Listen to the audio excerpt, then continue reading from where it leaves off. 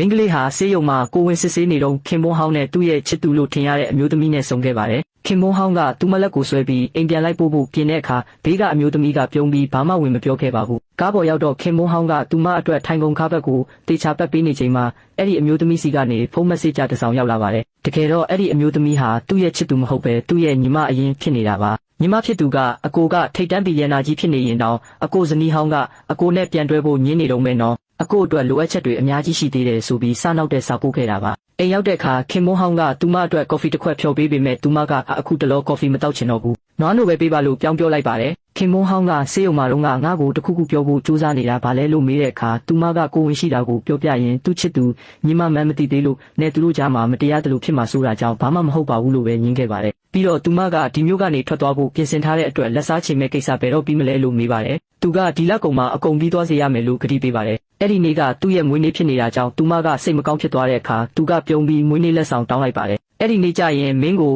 အလှဆုံးဝတ်ဆင်ပြီးလူများကြားမှာရဲရဲဝံ့ဝံ့ရက်တည်ပေးပါမင်းရဲ့အရင်ဘဝဟောင်းကိုနှုတ်ဆက်ပြီးပျော်ရွှင်စရာဘဝတစ်ကိုရှောက်လန်းပေးပါတဲ့မင်းကလေးဟာအခုချိန်မှာသူမကိုကာကွယ်ပေးနေတဲ့ခင်မွန်းဟောင်းကိုရောအရင်ကတည်းကသူမအပေါ်ဂရုစိုက်ခဲ့တဲ့ချစ်သူဟောင်းကိုပါရင်ထဲကနေလှိုက်လိုက်လဲကျေးဇူးတင်မိသွားပါတယ်ညဘက်မှာတော့သူဟာလက်ထောက်ကိုဖုံးဆက်ပြီးသူ့ရဲ့မွေးနေ့ပွဲကိုမင်းကလေးရဲ့ဆစ်ဆက်ထားသူလူယုံမာကိုဖိတ်ခိုင်းလိုက်ပါတယ်နောက်ထပ်မွေးနေ့ပွဲနေ့ရောက်တဲ့အခါမှာတော့မင်းကလေးဟာအနီရောင်ဝတ်စုံလေးနဲ့တကယ်ကိုနတ်သမီးလေးတစ်ပါးလိုလှပစွာပေါ်လာခဲ့ပါတယ်ခင်မွန်းဟောင်းကသူမရဲ့အလှမှာလုံးဝမိန်မောသွားပြီးမင်းကဒီလိုလှပနေရမှာပေါ့လို့ချီးကျူးလိုက်ပါတယ်နောက်ဆုံးမှာတော့သူကလက်ကမ်းပေးပြီးအစင်သင့်ဖြစ်ပြီလားလို့မေးတဲ့အခါသူမကပြုံးပြီးသူ့လက်ကိုကင်ကမွေးနေ့ပွဲစီကိုအတူတူလျှောက်လန်းသွားပါတော့တယ်